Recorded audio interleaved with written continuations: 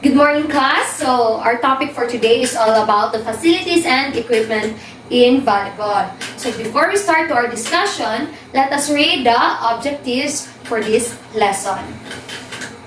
Okay, objectives. At the end of the lesson, students should be able to determine the parts and rules in facilities and equipment in volleyball, identify the importance of the parts in facilities and equipment in volleyball, and make or create a volleyball playing area or playing court with levels and functions. So let's proceed to our discussion. So playing area. The playing area includes the playing court and the free zone. It shall be rectangular and symmetrical. So as you can see, if you're in a volleyball court or if you're going to a court of volleyball, it is you can see that the court is rectangular. Am I right?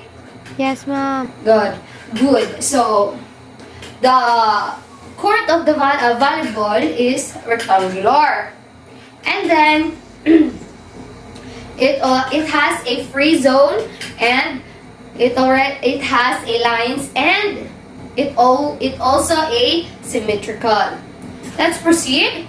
The dimensions of the playing court. The playing court is rectangular, measures in 18 by 9 meters, surrounded by free zones, which is a minimum of 3 meters on all sides. The free playing space is the space above the playing area, which is free from any obstructions. The free playing surface or space shall measure in minimum of 7 meters in height from the playing surface. So that is the dimension of the playing court. It has a rectangular measuring 18 by 9 meters, and the free zone is minimum of 3 meters. So next is the playing surface. The playing surface must be flat, horizontal, and uniform. It must not present any danger of injury to the players. It is forbidden to play on rough or slippery surfaces. On indoor courts, the surface of the playing court must be on light colors.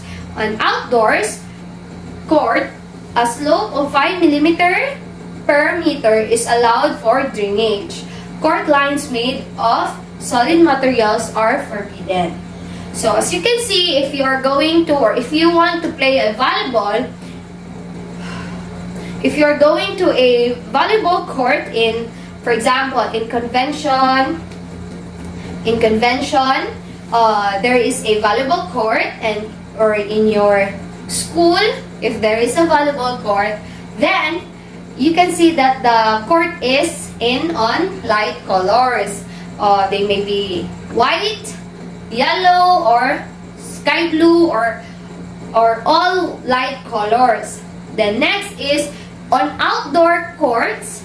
It should be sometimes I've observed that in outdoor is you can play volleyball in beach or in sand or in plaza, wherein there is a carabao grass so that it can prevent injury, and it also is forbidden if there is some stones or rocks. You can play a rough or slippery surface because it can cause you injury. So next is the line of the courts. So as you can see at the picture, there is the center line, the side line, the end line, the attack line, and the free zone above. So all lines are 5 centimeter wide. They must be on light color, which is different from the color of the floor and from any other lines. So as you can see there, if there's the court must be, or the lines of the court must be light colors. So white, as what I've said before, white, yellow, red, or light red, or sky blue, or any basta light colors. Let's proceed. Boundary lines. So 2 sidelines and 2 end lines mark the playing court. Both sidelines and end lines are drawn inside the dimensions of the playing court. So here are the boundary lines. There. The boundary lines is on the side and the end lines of the court. Next is the center line. So the center line is the axis of the center line divides the playing court into two equal courts measuring 9 by 9 meters each. However, the entire width of the line is considered to belong to both courts equally. This line extends beneath the net from side to side. So as you can see there, the center line is very easy because it is also there in the side of the or center of the court. Where is the net? So that is the center line. So next is the attack line. So on each court, an attack line whose rear edge is drawn 3 meters back from the axis of the center line marks the front zone. So as you can see there, the attack line is on the side of the center line. So as you can see, if you are watching a volleyball or if you are in a court, you can see there where the player is attacking the ball with from or to the opponent. Yes, so that is there in the center and then the two lines is the attacking line. Next is the zones and areas. Did you understand the lines, class? Okay, very good. So let's proceed to zones and areas. So front zone. On each court, the front zone is limited by the axis of the center line and the rear edge of the attack line. The front zone is considered to extend beyond the lines to the end of the free line. So the front zone is on the front of the center line and the rear edge of the attack line. So that is the front zone. So the service zone is 9 meters wide. Area behind each end line. It is laterally limited by two short lines each 15 cm long drawn 20 cm behind the end line as an extension of the sidelines. Both short lines are included in the width of the service zone. In depth, the service zone extends to the end of the free zone. Service zone is where you serve the ball. Is where you serve the ball or you hit the ball. The edge of the free zone or the end line of the free zone. Next is the substitution zone. So the substitution zone is limited by the extension of both attack lines up to the scorer's table. So the substitution zone is same or at the both extension of the attack lines or going to the scorer's table. So next is the libero's replacement zone. So the libero placement zone is part of the free zone on the side of the team benches limited by the extension of the attack line up to the end line. So that is the libero replacement zone. So next is the warm-up area. The warm-up areas size approximately 3 by 3 meters are located in both of the bench side corners outside the free zone. So as you can see, all players are having a warm-up after they join the play or they join the competition. They need to warm up before they get inside or they will go to the court. So mag-warm up muna sila para iwas injury. So they have warm up area. So it's located in the bench side corners or outside in the free zone. So next is the penalty area.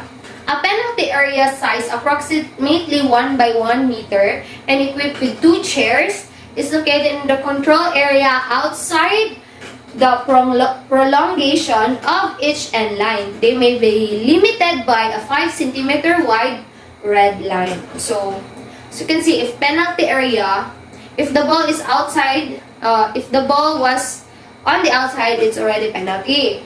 Or if the player is stepping on the penalty area, it's already, you have already the penalty, or you have the, you can cause or you are in the penalty area. Next is the net and post. Or did you understand the zones and areas, class? Yes, ma'am. Am I to rush or fast? No, ma'am. Good. Very good. So let's proceed to net and post. So height of the net. So placed vertically over the center line, there is a net whose top is set at the height of 2.42 for women and 2.43 for men. Its height is measured from the center of the playing court. The net height over the two sidelines must be exactly the same and must not exceed the official height by more than 2 centimeters. So as you can see, if you are going to a court or if you're going to the court of the volleyball, there is a net, and the height or the net height of the men is 2.43 and the net height of the women is 2.24 meters. Next is the structure of the net. The net is 1 meter wide and 9.50 to 10 meters long, with 25 to 50 centimeter on each side of the side bands. Made of 10 centimeter square black mesh. At its top, a horizontal band 7 centimeter wide, made of two-fold white canvas, is sewn along its full length. Each extreme end of the band has a hole, through which passes a cord, fastening the band to the post for keeping its top toe. Within the band, a flexible cable fastens the net to the post and keeps its top toe. At the bottom of the net, there is another horizontal band, 5 centimeter wide, similar to the top band, through which is threaded a rope. This rope fastens the net to the post and keeps its lower part toe. So that is the structure of the net. So it should be in 1 meter wide and 9.50 to 10 meters long. Did you understand? Yes, ma'am. Okay, let's proceed. Side bands. 2 white bands are fastened vertically to the net and placed directly above each sideline. They are 5 centimeter wide and 1 meter long and are considered as the part of the net. So that is the side band of the net.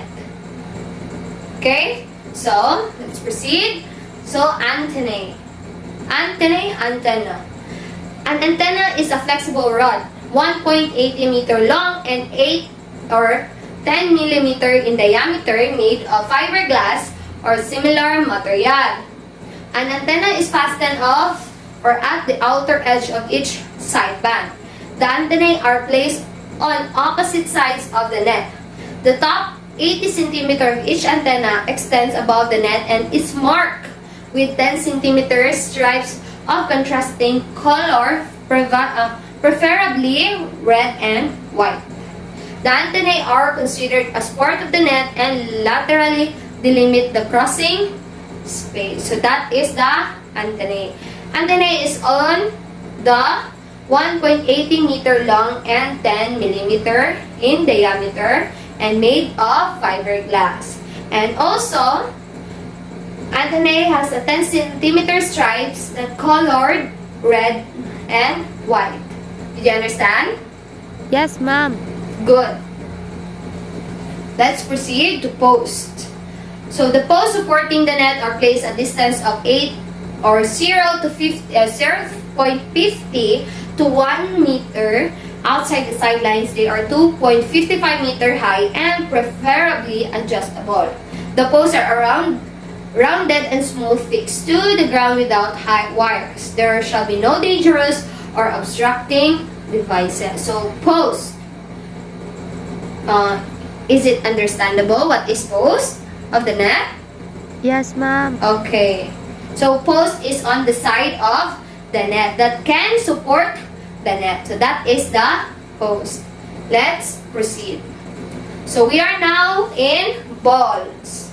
So In balls, as you can see, there are many colors like white, pure white, black and white, or blue, yellow, white, blue, white, or yellow, white, or many others.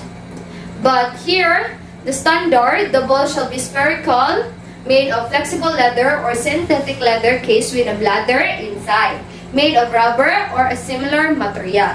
Its color may be a uniform light color or combination of colors. So you can see, I download this picture because as what I saw in every league, this kind of color of the ball, they always use it.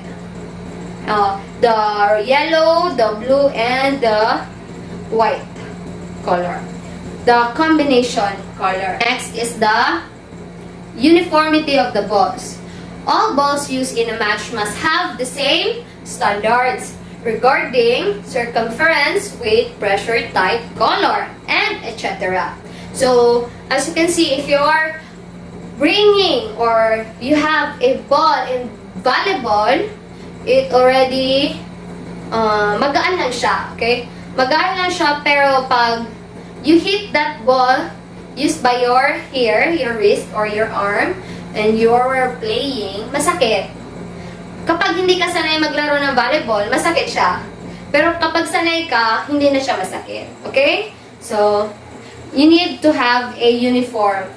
Okay? Kasi minsan, may bola na masakit, yung parang hard siya. Pero meron din na, hindi siya hard, yung parang light lang yung sakit. Hindi siya mabigat. Okay? Did you understand? Did you understand the topic for today, class? The facilities and equipment? Yes, ma'am. Oh, no questions? Or clarifications? No, ma'am. Are you sure? Yes, ma'am. Very good. So now, let's proceed to our group activity. So I will group you into 3